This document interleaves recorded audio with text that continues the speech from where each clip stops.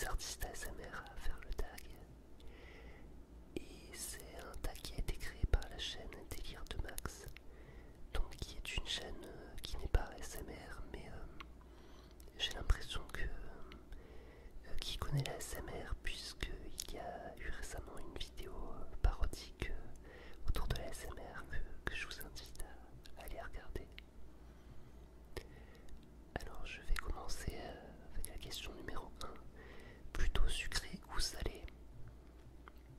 Alors c'est difficile de répondre à cette question parce que je suis très gourmand des deux. Je dirais sucré a priori, puisque bien qu'étant adulte depuis assez longtemps, j'ai du mal à me passer d'un dessert sucré en fin de repas. Mais ceci dit, j'aime aussi beaucoup le salé, car je ne pourrais pas sauter un repas en prenant juste des pâtisseries sucrées à la place. Donc très difficile, mais plutôt sucré. Question numéro 2. Quelle est ta boisson préférée?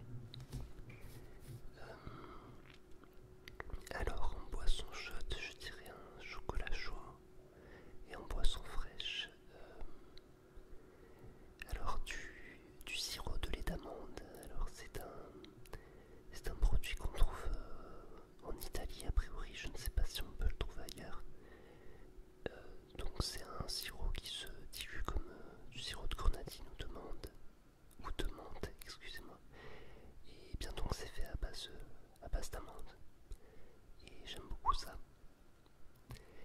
Question numéro 3. McDo, Burger King ou aucun des deux? Alors je dirais que je ne suis ni fan de l'un ou de l'autre. A priori, s'il fallait en choisir un, peut-être Burger King, puisque c'est moins courant, ou ça l'était moins en France jusqu'aujourd'hui, puisqu'ils sont en train de revenir en force. Voilà, je ne les dénigre pas, mais ce n'est pas le genre d'endroit que j'adore non plus. Voilà. Question numéro 4.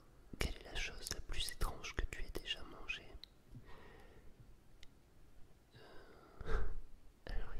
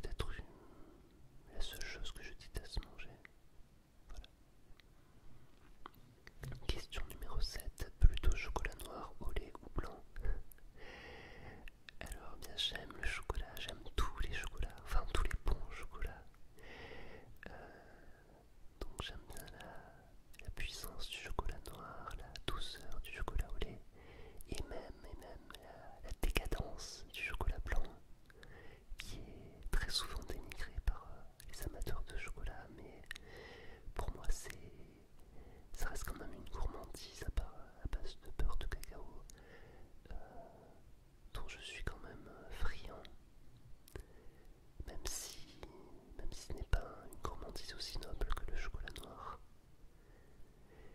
Question numéro 8. Quels sont tes bonbons préférés? Alors, pour moi, les bonbons, c'est des choses qui me rappellent l'enfance, mais je ne suis plus trop consommateur de bonbons, à vrai dire. Après, bon, je suis tellement gourmand que si j'en ai sous les yeux, je vais me sentir obligé d'en manger. Et mes préférences iraient vers les marshmallows. Voilà, donc je dirais les marshmallows. Question numéro 9. Si tu devais manger le même plat chaque jour, lequel choisirais-tu? Alors, je dirais les pâtes a priori. Je ne sais pas si la question implique de manger toujours exactement le même plat de pâtes, mais en tout cas pendant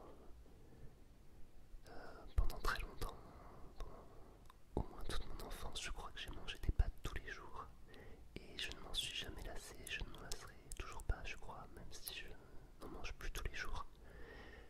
Bien parce qu'en fait, il y a tellement de variantes autour des pâtes, autour des formes de pâtes, autour des types de pâtes. On a les pâtes au blé dur, mais on peut aussi avoir les pâtes au blé complet, les pâtes au riz, ou des pâtes au maïs sans gluten. Enfin, il y a tout un nuancier, des pâtes à l'encre de sèche, des pâtes aux légumes, et les accompagner avec une variété de sauces infinie. Donc, je pourrais manger des pâtes tous les jours sans problème. Question numéro 10. Avec ou sans patate? Bien, avec évidemment. Question numéro 11. Quelle est ton odeur préférée en cuisine?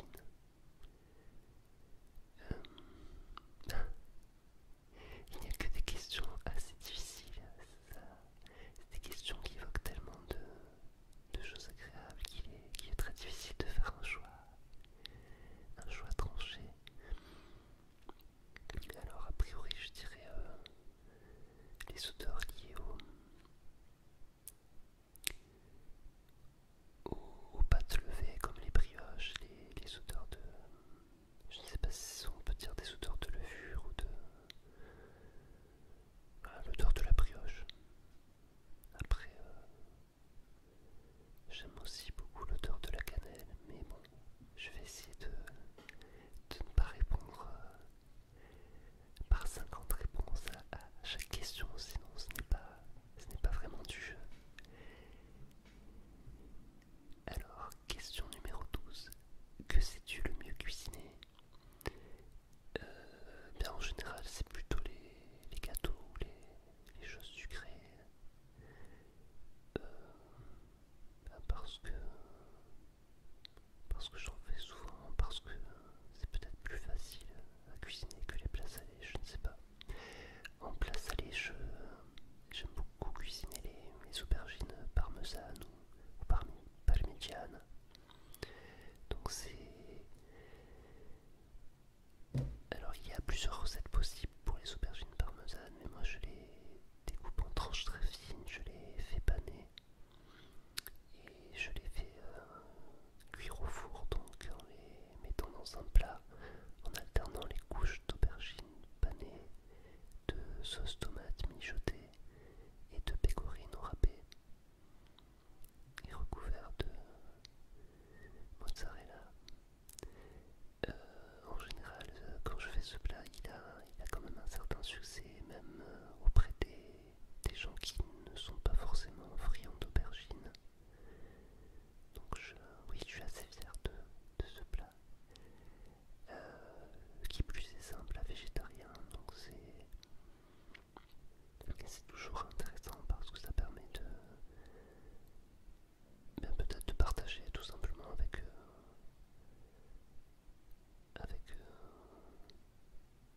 des végétariens ou des non végétariens.